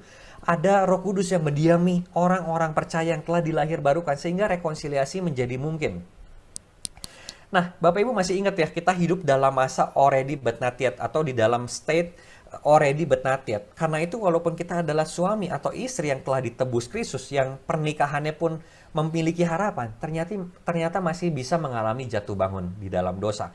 Masih ada perhara-perhara, masih ada cekcok, masih bisa salah didik anak, dan hal-hal yang lainnya. Tapi harapan kita di dalam state ini, already but not yet, tidak berhenti hanya sekadar kita bisa berharap dipulihkan. Nggak berhenti di situ. Kenapa? Karena nanti kita menantikan langit dan bumi yang baru. Jadi ketika kita memandang perkawinan di dalam wawasan dunia Kristen, kita bisa melihat pasangan kita nggak sempurna, kita juga nggak sempurna. Relasi kita mungkin aja jatuh bangun, mungkin aja ada cekcok. Tapi nanti Bapak Ibu, kita akan berada di dalam suatu keadaan yang berbeda ketika kita memasuki babak yang keempat. Karena semuanya telah disempurnakan. Tidak ada kawin mengawinkan, yang ada adalah sukacita dalam komunitas bersama dengan Allah di hadiratnya. Esensi pernikahan yang penuh kasih tetap ada, tidak hilang. Walaupun sudah tidak menjadi suami istri karena tidak ada kawin mengawinkan. Demikian yang Kristus nyatakan ini di dalam kitab Injil. Tetapi kedekatan kita dengan Kristus layaknya relasi suami dengan istri. Jadi kedekatan relasi, esensi relasi itu tetap ada. Bahkan relasi kita dengan orang-orang lain itu tetap ada di kerajaan surga nanti, di langit dan bumi yang baru. Berikutnya tentang culture, Bapak Ibu. Bagaimana melihat budaya atau kebiasaan tertentu dari kacamata kekristenan? Ya, kita tahu istilah pamali Bapak Ibu ya. Pamali itu artinya tabu, pantang, sesuatu yang dilarang. Misalnya aja ada yang disebut, pamali loh nyapu malam-malam. Pamali loh untuk dudukin bantal. Jangan dudukin bantal, itu pamali, jangan. Nah, tidak semua orang masih mempercayai hal itu Bapak Ibu ya. Ada banyak orang non-Kristen melihat hal-hal itu sebagai mitos, bukan kebenaran. Saya ulang ya. Ada banyak orang Kristen yang melihat hal-hal tersebut yang dianggap pamali itu hanya sebagai mitos, bukan kebenaran. Bagaimana kita, orang-orang Kristen? Bahaya sekali Bapak Ibu kalau kita masih meyakini bahwa menyapu di malam hari itu bisa membuat berkat pergi dari rumah, bisa bawa sial. Kita perlu lihat hal ini menggunakan Christian worldview. Ada budaya-budaya yang perlu kita sari di dalam kerangka pikir kekristenan. Nggak ada kaitannya Bapak Ibu antara nyapu malam dengan kesusahan hidup atau kesialan. Begitu juga dengan hal-hal yang dianggap pamali lainnya. Lalu mungkin di rumah kita masih ada altar atau mesbah atau meja kecil gitu ya. Untuk kita membakar dupa dan sediain makanan untuk leluhur kita itu demi diberkati. Apakah ini selaras dengan wawasan dunia Kristen Bapak Ibu? Ternyata enggak Bapak Ibu. Ini mungkin bagian dari budaya dalam kehidupan sebagian kita begitu ya. Tapi hati-hati Bapak Ibu karena budaya ini juga adalah budaya ini terbentuk dari worldview yang dimiliki oleh orang-orang tertentu dari komunitas orang tertentu. Waktu itu saya pernah menjelaskan hal ini di pertemuan pertama ya, kaitannya sedikit pembahasan tentang budaya, kaitannya antara worldview dengan kebudayaan begitu. Walaupun ada melihat kita, dari antara kita orang Kristen yang melihat hal tersebut, meja atau altar atau mesbah kecil di rumah kita itu hanya sebagai budaya, kita sudah tahu meaning yang nggak ada di sana, tapi hati-hati Bapak Ibu. Kenapa? Karena dari tindakan kita tampaknya tersirat iman kita, tampaknya tersirat wawasan dunia kita. Di dalam kekristenan, orang yang sudah mati, orang yang meninggal itu sudah terpisah dari kita. Makanan yang kita sediakan nggak bisa dimakan lagi oleh beliau-beliau itu, oleh nenek moyang kita. Begitu juga tentang berkat. Orang yang sudah mati tidak bisa memberkati kita dan sebetulnya sumber berkat adalah Tuhan. Ketika kita di hari Minggu beribadah pada Tuhan Yesus, tapi di hari-hari lain kita minta berkat pada orang mati. Lalu di mana kekristenannya? Kita seperti tadi yang saya bilang, kacamatanya itu ada dua lensa di dalam satu frame. Jadi kita menggunakan kacamata yang tidak murni. Kita menggunakan kacamata yang lensanya itu tercampur. Mau percaya Yesus tapi masih menganggap erat budaya, tradisi, dan berbagai kepercayaan yang bertentangan dengan iman Kristen. Saya nggak bilang begitu Bapak Ibu ya, oh budaya atau etiket sopan santun, tata krama, bersalaman ini di budaya timur ya. Bersalaman menggunakan tangan kanan itu adalah sesuatu yang sopan dan harus dilakukan. Saya nggak menentang kita untuk melakukan atau mengajarkan hal itu. Ya. Tetapi ada budaya atau tradisi dan berbagai kepercayaan yang jelas-jelas bertentangan dengan iman Kristen. Persembahan di atas mesbah dan mengharapkan berkat dari roh nenek moyang itu bukanlah konsep kekristenan. Ada juga Bapak Ibu, culture ini sangat dekat dengan kita. Kita tahu bersama angka 4 itu dipandang sebagai angka yang jelek atau bisa bawa sial. Karena penjemputannya itu mirip dengan kata kematian ya di dalam bahasa Mandarin. Tapi Bapak Ibu di mall-mall atau apartemen dengan jumlah lantainya itu lebih dari 4, ternyata tidak menggunakan angka 4. Angka 4 dihindari karena mungkin di dalam pandangannya, di dalam wawasan dunianya, di dalam budayanya, itu bisa bawa sial. Sehingga diganti menjadi lantai 3A atau 3B. Ya, atau dari lantai 3 langsung loncat ke lantai 5. Dan di TKI Bapak Ibu, Taman Kopo Indah ada TKI 1, TKI 2, TKI 3, dan yang terbaru adalah TKI 5 Bapak Ibu ya. Lalu di mana TKI 4? Nah ini suatu budaya tapi tidak terlepas dari wawasan dunianya, dari pandangannya tentang kehidupan. Adakah berkat atau kutuk dari sebuah angka? It's just a number gitu. Angkanya sendiri nggak pengaruh apa-apa. Jadi jangan menjadi orang Kristen yang ketakutan dengan angka 4. Takut kalau terima hadiah jumlahnya 4 gitu ya. Misalnya aja buah apel lah gitu ya. Oh jumlahnya 4 dikeresekin gitu ya. Takut nggak mau saya nggak mau terima cuan tahu kenapa? Karena jumlahnya 4 itu identik dengan kematian, nanti saya pulang dari sini bisa sial nih, bisa ketabrak beca. Nah ujung-ujungnya dia pulang ketabrak beca juga Bapak Ibu ya. Kenapa? Karena ternyata pikirannya pas dia nyebrang itu memikirkan angka 4 dan apel 4, angka 4 dan angka 4. Jadi nggak fokus nyebrang, akhirnya tertabrak. Jadi dia tertabrak itu bukan karena angka 4-nya Bapak Ibu, tapi dia tertabrak beca itu karena memang nggak hati-hati aja gitu ya. Takut kalau dapat hadiah voucher 4 lembar, apalagi 4 lembar misalnya 50 ribuan, waduh totalnya 200 ribu. Kalau Bapak Ibu takut menerimanya bisa kasih ke saya Bapak Ibu ya. Jadi jangan takut dengan angka 4 Bapak Ibu, walaupun pelafalannya mirip dengan kata mati di dalam bahasa Mandarin. Jangan takut, karena angka itu nggak punya kuasa apa-apa. Kuasa itu ada pada Tuhan, pencipta langit dan bumi. Dia yang berdaulat atas semua ciptaannya. Terakhir Bapak Ibu, ini yang miris, ternyata bisa aja gereja atau orang-orang yang bergereja tidak menampilkan wawasan dunia Kristen.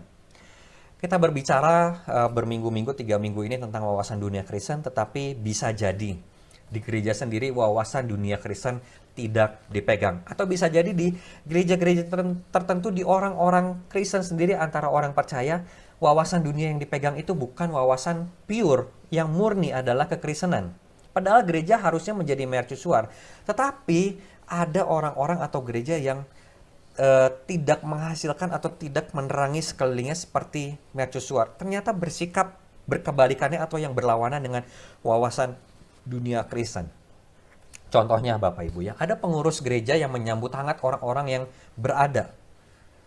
Maksudnya bukan orang yang eksis Bapak Ibu ya, orang berada berduit gitu ya.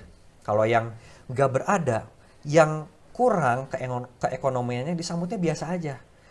Ada orang-orang yang berada itu, wah ditinggi-tinggiin, oh yuk yuk yuk jadi majelis yuk.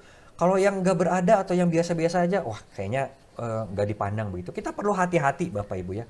Kenapa? Karena kita nggak bisa melihat menilai orang, kita balik lagi ke penciptaan gitu ya. Mau orang kaya, mau orang miskin, mau orang biasa aja. Itu semua adalah ciptaan Tuhan. Itu adalah image of God, imago Dei. Jadi Bapak Ibu jangan kita hanya menilai seseorang itu hanya dari hartanya aja. Itu bukan cara orang-orang Kristen berpikir. Itu bukanlah kerangka pikir yang Alkitabiah. Itu bukanlah wawasan dunia Kristen. Selain itu Bapak Ibu di gereja juga ternyata bisa terjadi rasisme. Ada orang-orang yang merasa superior, lebih berkuasa, lebih agung karena sukunya. Dan melihat orang lain dari yang sukunya berbeda dengan dia itu lebih rendah. Nah kita bisa lihat mungkin di zaman dulu itu eranya Hitler Bapak Ibu ya. Dia melihat wah orang-orang yang sukunya atau yang dari golongan Yahudi itu nggak pantas hidup. Bahkan kita juga bisa melihat rasisme yang menguak gitu ya di Amerika dan mungkin di berbagai belahan dunia yang lain yang mungkin mulai bermunculan gitu ya. Ada orang-orang dengan warna kulit tertentu yang dianggap itu kasta yang inferior, yang rendah. Wah itu mah kastanya budak, kok itu mah kalau di kita mungkin gampang emang pembantu lah itu mah gitu. Wah itu mah orang lemah kecil, nggak boleh lah yang kayak gitu mah menempuh pendidikan, nggak boleh lah yang kayak gitu mah menjabat di kepengurusan dari suatu instansi gitu. Nah Bapak Ibu, kesemuanya ini bukanlah pandangan Kristiani. Kita tidak bisa melihat manusia dari harta atau dari sukunya. Di dalam wawasan dunia Kristen, semua manusia adalah gambar Allah, walaupun sekali lagi gambar Allah itu telah tercemar oleh dosa.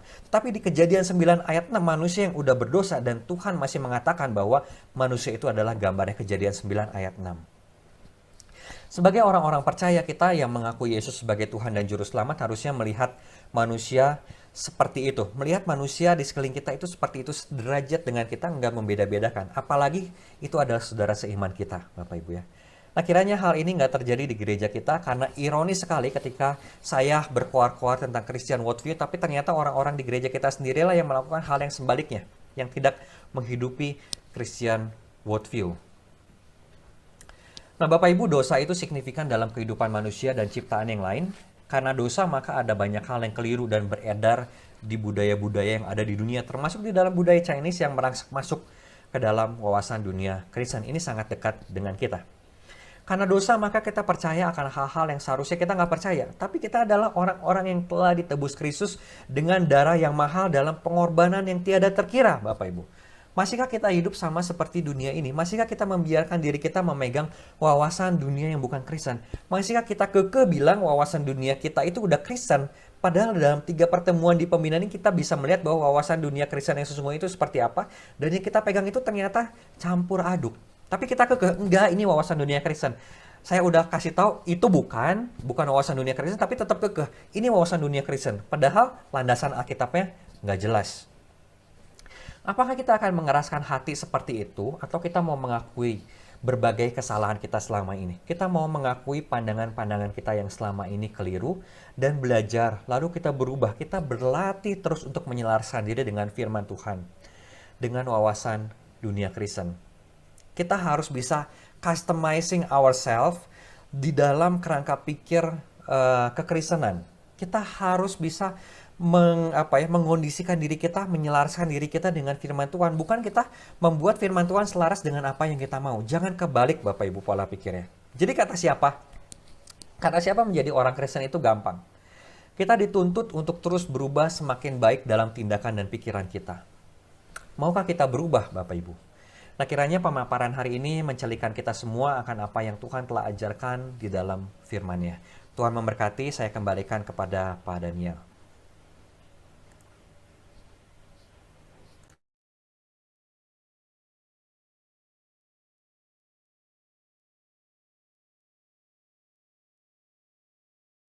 Terima kasih Pak Nando. Kita akan memulai sesi tanya jawab. Apakah ada yang mau bertanya? Tapi sambil menunggu pertanyaan, saya sebagai orang tua, anak saya berumur 5 tahun dan 7 tahun.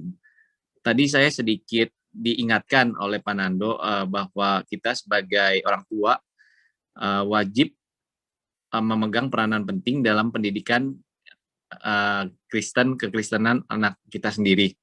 Nah, langkah konkret apa selain misalnya mengajarkan berdoa, mengajak berdoa, atau menceritakan tentang tokoh-tokoh di dalam Alkitab kepada anak-anak kita yang dapat secara konkret membantu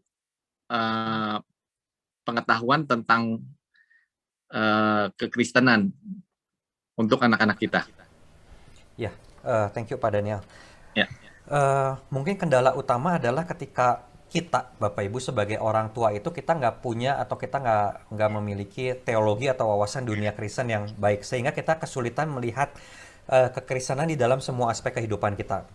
Misalnya aja begitu ya, saya beberapa minggu lalu pernah menyinggung tentang drama, bukan drama Korea ya, tapi drama Indonesia yang judulnya adalah Suara Hati Istri begitu ya. Dan saya sekali lagi menekankan, saya terpaksa nonton itu ada di salah satu TV swasta di Indonesia begitu ya. Ini tentang keluarga ada banyak lika-liku di sana. Nah, ketika kita melihat sebuah hal seperti ini, ketika kita menonton, lalu kita akan bertanya, lalu bagaimana kita melihat hal ini di dalam wawasan dunia Kristen? Nah, kalau kita punya bekal yang banyak, kita akan bisa melihat begitu Bapak Ibu ya. Kita akan bisa melihat bahwa konsep kekristenan di dalam drama tersebut, di dalam film tersebut, ternyata konsep pernikahan di dalam drama tersebut ternyata berbeda dengan worldview yang kekristenan pegang. Ya, misalnya aja ada poligami. Kalau di kita nggak bisa begitu. Walaupun nanti kalau kita refer ke tokoh-tokoh di Perjanjian Lama ada begitu ya. Tokoh-tokoh bahkan seperti Daud, Salomo, waduh 3.000 orang wanita yang berada di sisinya. Waduh, ini kita akan punya kesulitan lagi. Karena itu kita perlu bekal lebih banyak lagi Bapak Ibu ya untuk bisa menjawab akan pertanyaan-pertanyaan tersebut. Nah, paling gampang Bapak Ibu ketika kita melihat misalnya aja, jadi saya balik lagi ke yang tadi ya, melihat drama itu dan ceritanya gitu ya, kita menonton bersama anak, mungkin ini anaknya udah pemuda gitu ya, kita bisa langsung discuss sama dia. Menurut kamu ini pernikahan ini oke nggak? Konsep pernikahan ini alkitabiah nggak? Nah, kita bisa tanya di situ. Itu untuk yang mungkin anak yang menonton bersama kita usianya cukup besar. Nah, gimana kalau kita masih memiliki anak yang usianya kecil begitu ya? Gampang Bapak Ibu ya. Ini sangat praktis dan kita balik lagi, kita harus punya konsep yang matang dulu, yang tajam dulu. Jadi misalnya kita berjalan-jalan di mall gitu ya. Kita berjalan-jalan di mall lalu si anak itu pengen minta sesuatu gitu. Dia pengen minta A, pengen minta B, pengen minta C. Nah, kita punya orang tua yang cukup berada gitu ya. Di dalam pandangan yang bukan Kristen, dengan semua keberadaan, dengan semua harta yang kita miliki, kita bisa membeli semua yang anak itu pengenin.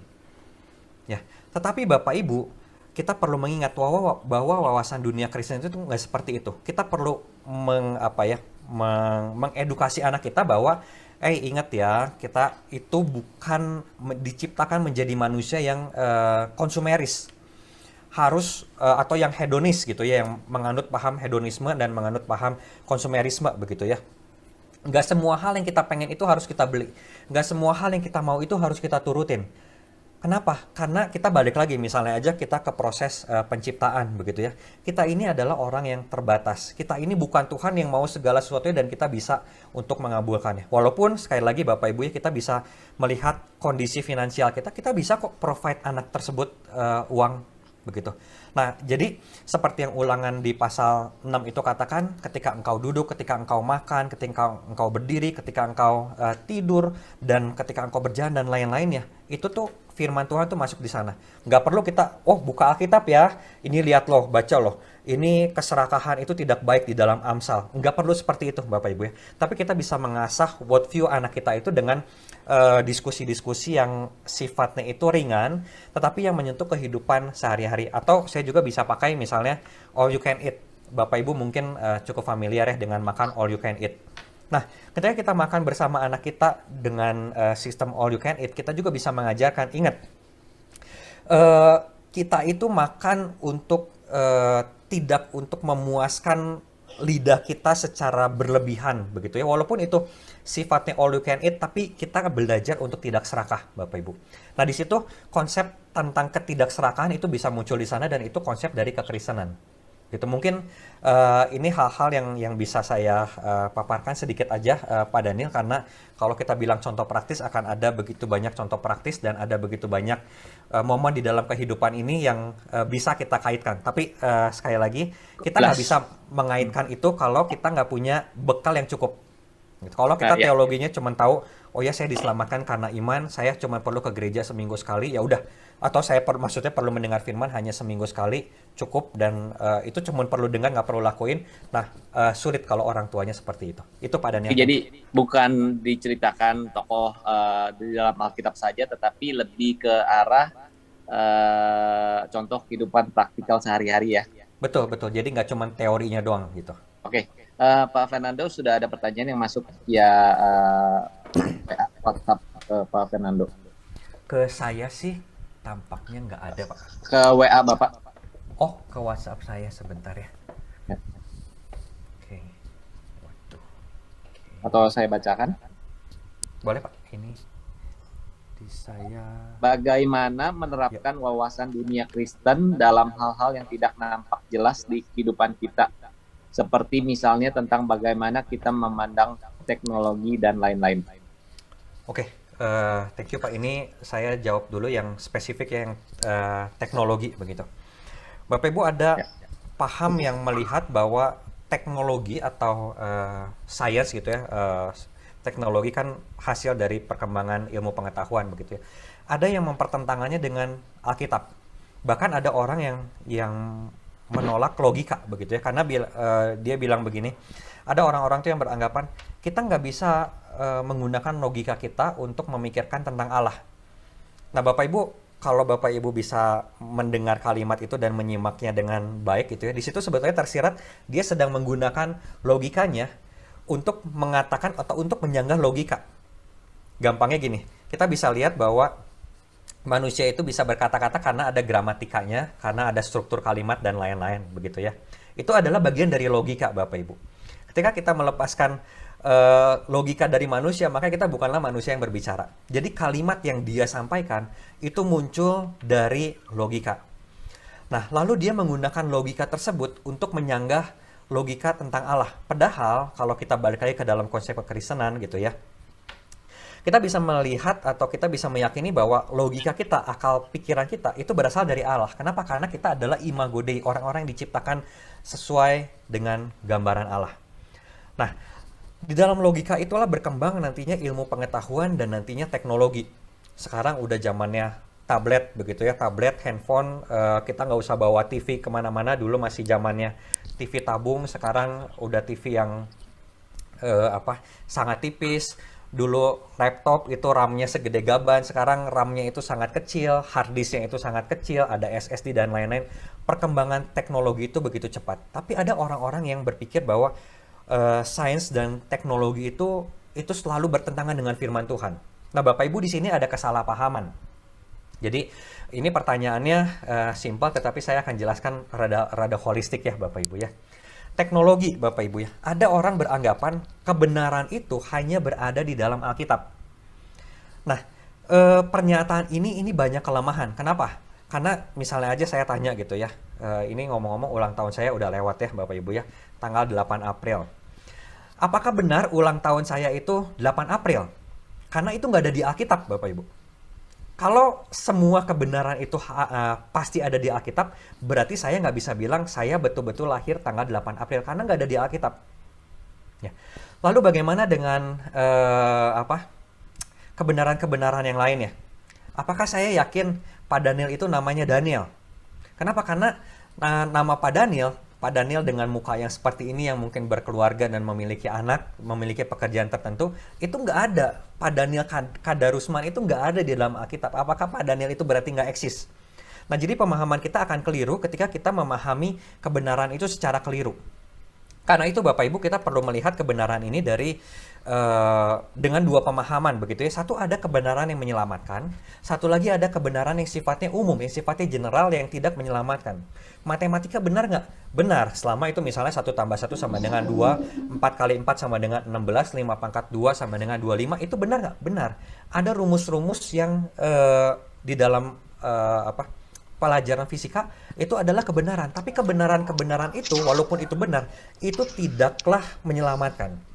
Kebenaran yang menyelamatkan hanya kita dapatkan di dalam Alkitab, di mana Alkitab mengajarkan hanya di dalam Yesus Kristus lah, di dalam pengorbanan di atas kayu salib, itu yang membuat kita diselamatkan. Nah, jadi kita perlu memilah hal itu dulu. Nah, dari pemilahan hal ini kita bisa mempunyai kerangka pikir bahwa oh, ternyata di luar Alkitab ada hal-hal yang tidak ada hal-hal yang adalah ada suara ya. Ada hal-hal yang ternyata adalah kebenaran, begitu ya. Kita perlu menerima sebagai kebenaran, jangan kita pertentangkan dengan Alkitab atau iman Kristen. Nah, lalu bagaimana kita memandang teknologi? Tadi di dalam doanya Pak Richard telah menyebutkan ya Bapak Ibu ya, bahwa Pak Richard mendoakan ini alat-alat ini mati. Teknologi ini yang berkembang ini internet lah, laptop lah, dan segala macamnya itu benda-benda mati. Tapi kita perlu lihat hal itu dari perspektif Kristiani. Karena benda-benda mati ini sifatnya netral ya. Kita nggak bisa bilang bahwa oh, laptop itu sifatnya jahat. Nggak bisa Bapak Ibu. Kita bisa melihat ini sebagai hal yang netral yang kita bisa gunakan untuk kemajuan pekabaran Injil. Kita bisa menggunakannya untuk efisiensi pelayanan di gereja. Coba Bapak Ibu bayangkan kalau pandemi ini terjadi mungkin 200 tahun yang lalu, belum ada internet mungkin ya, belum ada layar TV mungkin begitu. Bagaimana kita bisa terkoneksi ketika kita nggak boleh nggak ada sarana untuk bertemu tatap muka seperti ini. Kita bersyukur adanya teknologi, walaupun kita perlu waspada gitu ya. Ada juga orang-orang yang kebablasan dan malah menuhankan teknologi begitu. Jadi itu ketika kita berbicara tentang teknologi, kita perlu melihatnya dari wawasan dunia Kristen. Kita bisa melihat bahwa Allah menciptakan manusia dengan berbagai kreativitas, dengan berbagai pemikiran, perkembangan, pemahaman yang begitu luar biasa. Kita patut mensyukurinya. Dan kita juga jangan lupa melihat bahwa teknologi adalah bagian dari hasil dari pemikiran manusia yang Tuhan berikan gitu ya. Jadi Tuhan memberikan manusia akal budi, dengan akal budinya manusia menciptakan teknologi begitu. Nah, itu terkait teknologi. Lalu tadi disebutkan bagaimana menerapkan dalam hal-hal yang tidak nampak jelas. Ini mungkin sebagiannya sudah terjawab di pertanyaan yang pertama ya. Tadi melihat mainan, melihat makanan, itu tampaknya kurang jelas tuh tentang dengan kehidupan kekristenan. Tapi kita kalau punya bekal teologi yang baik, kita bisa melihatnya dari perspektif biblikal begitu. Mungkin itu aja Pak Daniel. Thank you. Oke. Ada pertanyaan selanjutnya mengenai angka nih Pak. Ya. Memang angka 4 dan 13 secara culture dianggap jelek. Tetapi saya pikir di Alkitab juga banyak cerita-cerita mengenai culture. Contohnya angka 7 adalah sempurna. Ya. Bagaimana kita meresponi mengenai culture di Alkitab ini? Thank you. Ya, oke. Bapak Ibu, ini hal yang kemarin atau beberapa hari lalu ini saya bahas cukup pelik ya bersama dengan istri saya gitu ya. Jadi kami mungkin ini sebelum saya menjawab hal itu, ini juga bisa menjadi encouragement buat Bapak Ibu ketika kita dua-duanya itu sama-sama belajar firman Tuhan begitu ya. Walaupun dia nggak mengenyam pendidikan teologi, tapi dia banyak mendengarkan khotbah-khotbah dari YouTube. Tentunya hamba-hamba Tuhan yang baik gitu ya, yang punya pemaparan dan penggalian firman Tuhan yang mendalam begitu ya. Jadi wawasan dunianya pun terasah walaupun tidak menempuh pendidikan teologi secara formal seperti saya. Nah, kami terlibat pembicaraan yang sengit mengenai angka 4. Bahkan mungkin Bapak Ibu bisa, mungkin ada yang tahu juga gitu ya, ada sepatu yang sempat jadi kontroversial yang menggunakan angka 666. Nah, Bapak Ibu, saya coba memikirkan hal ini begitu ya, dan memang hal ini bukanlah hal yang mudah, apalagi ketika kita berbicara di Alkitab ada angka-angka yang tampaknya khusus. Begitu. Contohnya aja ketika Petrus bertanya kepada Tuhan Yesus ya masalah pengampunan, Tuhan berapa kali aku harus mengampuni saudaraku ketika ia bersalah kepada aku? Apakah 7 kali?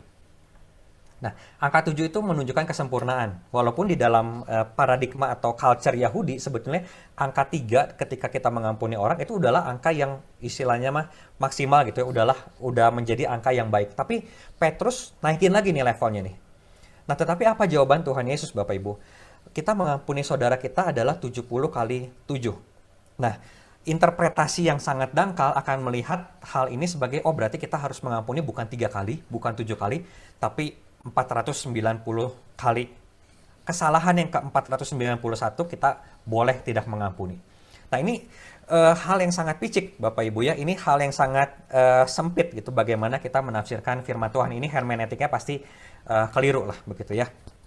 Karena itu kita perlu melihat hal ini dari paradigma orang-orang atau paradigma pembaca dari kitab suci tersebut. Kitab sucinya kita di zaman tersebut begitu ya.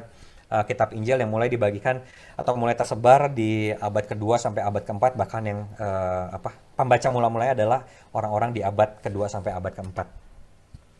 Nah, di dalam paradigma mereka betul sekali ini yang berkaitan dengan pertanyaan tadi, angka 7 adalah angka sempurna. Makanya Tuhan Yesus pakai 70 kali 7. Dari mana angka 70 itu? 70 adalah angka dari 7 kali 10.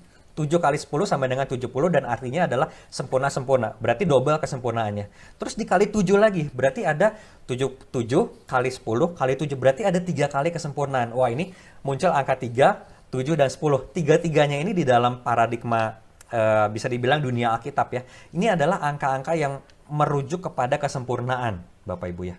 Angka 4 nggak disebutkan. Nah, apakah berarti angka 7 itu membawa berkat, Bapak Ibu? Apakah ketika saya ingat ya salah satu bukunya Pak Benny Solihin, 7 langkah menyiapkan khotbah yang biblikal, kalau nggak salah saya lupa. Tapi ada angka 7-nya Bapak Ibu ya. Ada banyak orang itu menggunakan angka 7, angka 10, angka 3 untuk menggambarkan apa? Menggambarkan kesempurnaan. Nah, begitu juga ada di dalam culture Chinese, itu banyak orang yang menghindari angka 4 dan angka 13. Tadi saya sudah menyebutkan contohnya Bapak Ibu ya. Nah, bagaimana kita menyingkapi hal ini? Ada culture yang tampaknya di Alkitab itu, kenapa ini angka-angka ini di Alkitab dibolehin? Kenapa angka 4 nggak dibolehin sih? Bukannya sama aja ini angka. Nah, Bapak Ibu, ini ada konsep yang contrary gitu ya, yang definitely berbeda, yang jelas-jelas berbeda. Kenapa? Karena ketika kita bilang angka 4, itu kita mengasumsikan bahwa ada kutuk yang muncul atau ada kesialan yang muncul dari angka tersebut. Makanya kita jangan gunai angka tersebut. Angka 13, wah angka 13 dulu gitu ya, saya lupa berapa, mungkin 10-15 tahun yang lalu, jarang tuh ada pemain sepak bola mau pakai nomor punggung 13. Ya, angka 4 sih banyak ya, karena mereka bukan latar belakang Chinese itu. Tapi angka 13 itu, orang itu jarang ada yang mau. Jarang ada orang yang mau tinggal di apartemen lantai 13. Kenapa? Karena paradigmanya, angka 13 itunya sendiri membawa sial, Bapak Ibu. Jadi kita perlu lihat ya, angkanya itu sendiri dianggap membawa sial. Nah, sedangkan di Alkitab, angka 7, angka 10, angka 3, ini hanyalah penggambaran kesempurnaan. Bukan angkanya sendiri yang membawa berkat, tetapi angkanya itu merujuk atau menjadi metafora, penggambaran dari sebuah kesempurnaan. Jadi apakah dengan angka 7, punya anak 7 pasti keluarga itu diberkati? Enggak juga. Gitu. Apakah punya anak 10 pasti diberkati? Enggak juga, Bapak Ibu. Jadi ini konsepnya ini berbeda gitu ya. Ketika di Alkitab ada penekanan angka 3, 7, dan 10, bukan berarti angka tersebut itu punya kuasa. Bukan berarti Alkitab sedang menunjukkan ini ada kuasa di balik angka-angka. Bukan seperti itu. Nah, di dalam kebudayaan Chinese khususnya, angka 4 itu dianggap sebagai angka yang membawa sial. Angkanya itu membawa sial. Jadi bukan angkanya itu adalah gambaran kesialan, bukan. Tapi angkanya tersebut dianggap sebagai kesialan, makanya dihindari. Nah, konsep inilah yang salah, begitu. Jadi boleh nggak, kalau begitu pertanyaannya, kita mengagung-agungkan angka 7? Nggak boleh, Bapak Ibu. Karena nggak ada kuasa di angka 7. Ya kalau ada kuasa di angka 7, kita bisa aja pengusiran setan itu, kita tinggal ngomongin aja 7, 7, 7, 7, 7. Begitu Bapak Ibu ya. Kalau kita punya paradigma ada kuasa di balik angka tersebut. Tapi kita nggak melakukannya. Kenapa? Karena kita tahu yang punya kuasa itu, kuasa yang ultimat begitu ya. Kalau kita bilang kuasa, iblis-iblis pun punya kuasa. Tapi kuasa yang hakiki, yang ultimat, yang dimiliki dari kekekalan sampai kekekalan, itu hanya ada pada Allah kita, Allah Tritunggal. Begitu. Dan ketika kita melakukan misalnya pengusiran setan begitu ya dari orang yang kerasukan, kita menyebutkan di dalam nama Tuhan Yesus Kristus. Kenapa? Karena kita tahu di dalam nama itulah ada kuasa. Di dalam pribadi yang bernama Yesus Kristus itu ada kuasa.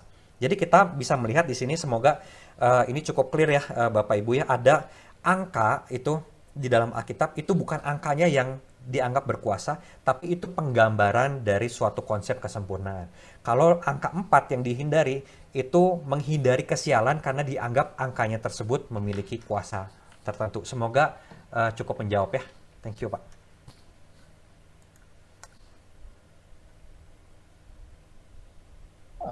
Masih ada 2 pertanyaan lagi, tapi sebentar.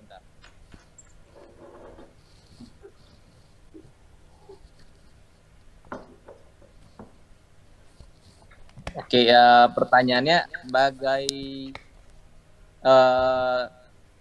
ada banyak orang tua yang tidak menyadari bahwa pendidikan anak ada di tangan orang tua. Kira-kira apa yang bisa dilakukan untuk menolong agar orang tua mengetahui peran mereka dalam pendidikan anak? Seberapa besar peran pembinaan pranikah di gereja berkaitan dengan hal ini? Oke. Apakah cukup jelas pertanyaannya? Ya, cukup jelas Pak. Ini memang pertanyaan ya yang sangat sering muncul, bukan sangat sering lah, yang cukup sering lah ya ini ditanyakan di dalam seminar-seminar tentang orang tua maupun tentang pendidikan anak. Bapak Ibu, memang nggak ada sekolah untuk orang tua ya, karena itu memang di sini gereja berperan sangat penting. Begitu tadi saya akan singgung dulu dari lembaga gereja begitu, sebelum nanti saya akan jawab dari perspektif lembaga yang kita sebut sebagai sekolah. Nah, di dalam lembaga gereja ini, konseling pranikah ini tidak semua gereja itu menjalankan hal ini secara secara bertanggung jawab. Ini jadi sekadar rutinitas atau formalitas. Orang nggak bisa menikah kalau nggak ikut konseling pranikah. Dan ketika orang itu udah mutusin tanggal, baru mereka daftar pernikahan. Jadi orang itu masuk ke dalam pernikahan itu, sebetulnya dia cuma minta ACC dari gereja, tolonglah istilahnya mah legalisir pernikahan kami, supaya sah di mata, karena kita di zaman sekarang ya, saya baru menikah tahun 2019, itu nggak bisa tuh ngurus ke catatan sipil kalau nggak ada sertifikat dari gereja, gitu ya. Jadi sebetulnya kita sebagai negara yang sila pertamanya itu adalah ketuhanan yang Maha Esa, kita cukup menjunjung tinggi tentang lembaga keagamaan yang ada di kita. Jadi kita nggak bisa daftar catatan sipil. Nah, supaya bisa dapat catatan sipil harus punya sertifikat dari lembaga agama, dan supaya dapat dari lembaga agama Kristen, karena kita beragama Kristen, kita harus minta dari gereja, dan gereja mewajibkan kita untuk konseling. Jadi para pasangan yang mau menikah ini punya pola pikir, ya udahlah, yang penting kan saya ikut konseling. Nggak berpikir bahwa konseling ini menjadi salah satu sarana untuk kita mengoyakkan relasi ini.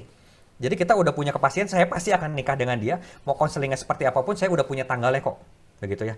Nah, di dalam pernikahan-pernikahan yang seperti ini, gitu ya, tidak sedikit orang tua itu menjadi salah, atau tidak sedikit pasangan suami istri menjadi salah kaprah di dalam pernikahan, termasuk nanti ketika dia mendidik anak-anak ya. Nah, Bapak Ibu, ini adalah modal yang buruk bagi keluarga Kristen. Karena itu sebagai gereja-gereja sebetulnya kita harus semakin ketat lagi dengan konseling Kristen. Misalnya aja kita bisa perketat dari masalah penentuan tanggal. Jangan terima pasangan yang udah nentuin tanggal dulu baru minta konseling. Berarti dia kan udah pasti tuh. Apalagi dia udah booking gedung. Oh iya, saya tahun depan udah mau di hotel apa gitu ya. Oh, saya udah pesan MC-nya dari si ini nih, tuh si yang terkenal itu. Waduh, udah DP ini itu. Kecil kemungkinannya Bapak Ibu untuk menggugurkan semua hal itu. Kalaupun nantinya di akhir konseling pranikah itu hamba Tuhannya berani menyampaikan, kalian kayaknya nggak cocok nih, mending jangan menikah. Nah, belum lagi kalau itu hamba Tuhannya itu nggak berani menyampaikan. Jadi cuman hamba Tuhannya menyampaikan, oh yang penting doktrin-doktrin tentang pernikahan, teologi pernikahan semuanya udah disampaikan, udahlah itu mah kumaha mereka welah gitu ya. Nah, itu lebih kacau lagi Bapak Ibu. Jadi memang peran konseling pernikahan itu cukup signifikan di dalam hal ini selama konseling pernikahan itu dilaksanakan bukan sekadar formalitas. Kita mundur lagi Bapak Ibu ya, di dalam pembinaan pemuda dan remaja gitu ya. Tidak cukup sering menurut saya disinggung tentang konsep berpacaran dan pernikahan. Padahal Bapak Ibu, ini orang-orang anak-anak itu ada yang pacaran dari mereka kelas 8 SMP sampai nikah. Dan mereka ketika pacaran itu nggak tahu tuh konsep pacaran itu apa, karena masih remaja begitu ya. Nah kita yang di dunia, yang pelayanan di dunia remaja, megang komisi remaja dan pemuda, harusnya konsep-konsep pernikahan, pendidikan anak ini tuh disosialisasikan sejak mereka remaja. Jadi worldview kekristenannya tentang pernikahan itu terasah dari sejak mereka kecil, bahkan mungkin ya. Kalau kecil mungkin sangat terbatas lah. Kalau udah remaja itu kita bisa kasih konsep-konsep pernikahan yang lebih real begitu ya. Jadi ketika mereka menikah, mereka tahu, oh ternyata ada hal-hal yang harus dipikirkan, termasuk dalam hal mendidik anak. Jadi itu dari sudut pandang gereja. Bagaimana dengan sekolah, Bapak Ibu? Nah, sekolah-sekolah Kristen juga cukup sulit. Kenapa? Karena banyak orang tua yang nggak mau terlibat di dalam, nggak mau berpartner dengan dengan sekolah. Apalagi dia melihat dirinya, oh saya ini hamba Tuhan, begitu ya. Di rumah juga saya udah udah mendidik anak saya dengan biblical begitu. Jadi di sekolah ya udahlah, sekolah mau ngajarin apa juga it's okay lah. Toh nanti akan saya filter lagi di rumah. Nah, Bapak Ibu, sayang ya, orang atau seorang anak di sekolah itu durasinya panjang begitu ya. Setengah hari dia bisa ada di sekolah, lalu nanti dia pulang ke rumah, dia udah capek, kelelahan, apalagi kita yang bekerja sepanjang hari, sibuk dapat panggilan khotbah sana sini begitu ya. Itu waktunya jadi semakin sedikit dengan anak kita. Jadi yang akan memengaruhi lebih banyak anak kita itu di sekolah. Nah, bagaimana kalau kita nggak membekali dia secara cukup? Nah, orang-orang tua ini banyak yang akhirnya ya udah lepas tangan, nggak peduli dan lain-lain. Nah, bagaimana sekolah menyingkapi hal ini?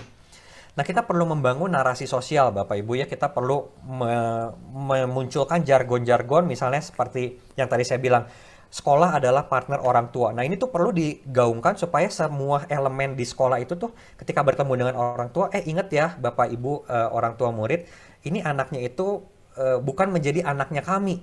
Anaknya itu adalah tetap anaknya Bapak Ibu, tugasnya ada di Bapak Ibu, kami adalah partner. Nah, ketika orang tua terus diberi pelajaran gitu, ya kita berharapnya ada perubahan. Jadi dari gereja, dari sekolah, mungkin dari lembaga-lembaga Kristen yang lainnya, terus mensosialisasikan akan pentingnya peranan orang tua di dalam pendidikan iman anak-anaknya. Kalau nggak begitu sulit, Pak Daniel, karena kita hidup di dalam worldview yang semakin hari itu, mungkin nanti 10 tahun lagi akan ada worldview yang baru lagi gitu ya.